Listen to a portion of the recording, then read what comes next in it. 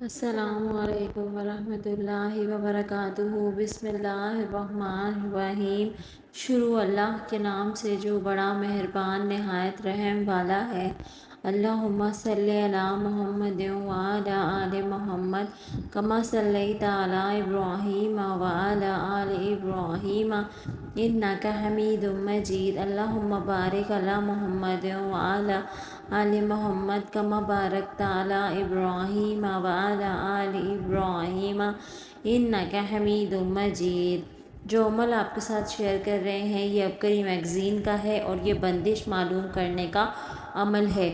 اگر آپ کے کام میں رکاوٹیں ہیں اور آپ کے کام میں ہر وقت آپ کو ناکامی محسوس ہوتی ہے اور آپ کا کام پورا نہیں ہو پاتا، آپ کو ایسا لگتا ہے کہ آپ کے اوپر یا آپ کے کام کے اوپر کسی نے بندش کر رکھی ہے اور آپ جاننا چاہتے ہیں کہ بندش ہے بھی یا نہیں ہے، تو آپ یہ عمل کر سکتے ہیں۔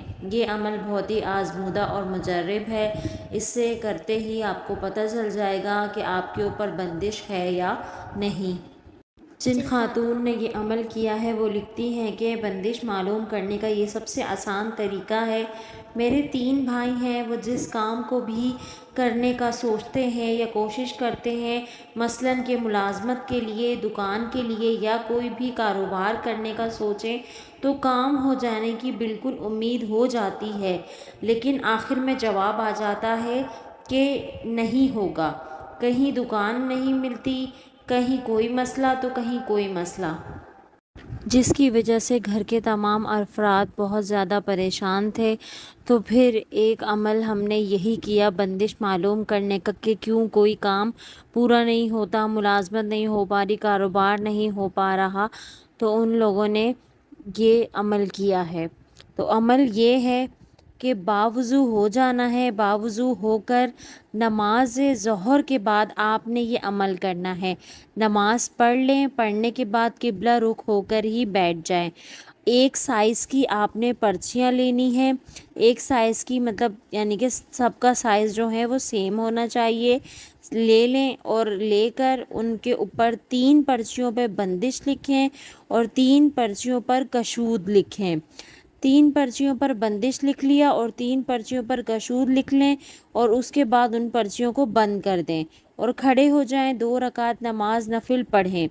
2 رکعت نماز نفل پڑھنے کے بعد اس دعا کو یا اس آیت کو آپ نے 21 مرتبہ پڑھنا ہے۔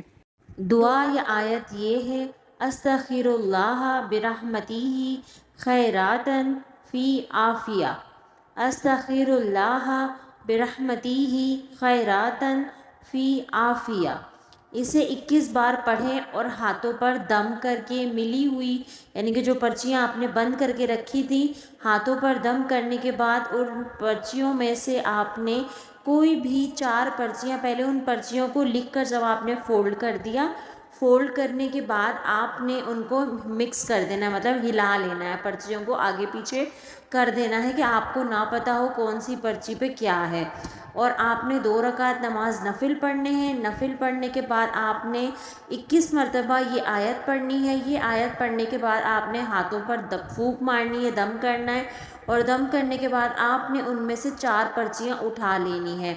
اگر 3 پرچیوں پر بندش لکھا آئے گا تو یقیناً کہ بندش ہے، اور نہ لکھا ہو بلکہ بندش کی جگہ کشود لکھا ہو 3 پرچیوں پہ، تو اس کا مطلب ہے کہ آپ کی تقدیر کھلی ہوئی ہے اور آپ محنت کریں، کوشش کریں، اللہ سے دعا مانگیں، آپ کا کام پورا ہو جائے گا۔ اگر 2 پر بندش یا 2 پر کشود لکھا آئے تو 1 پرچی اور اٹھا لیں اور اس کے مطابق آپ سمجھ جائیں گے کہ اب کشود نکلا ہے یا بندش نکلا ہے، تو آپ کو پتہ چل جائے گا کہ بندش ہے یا نہیں ہے۔ مطلب کہ ہے 3 پرچیوں پر بندش لکھا آنا چاہیے تو یہ ہو جائے گا یقین آپ کو کہ بندش ہے آپ کے اوپر۔ اگر 3 پرچیوں میں بندش لکھا نہیں آتا ہے، اس کا مطلب ہے آپ پر بندش نہیں ہے، آپ کی تقدیر کھلی ہے، آپ محنت کریں، اللہ سے مانگیں، انشاءاللہ آپ کامیاب ہو جائیں گے۔ اللہ پاک ہم سب کو نیک اعمال کرنے کی توفیق عطا فرمائے، آمین۔ اللہ حافظ۔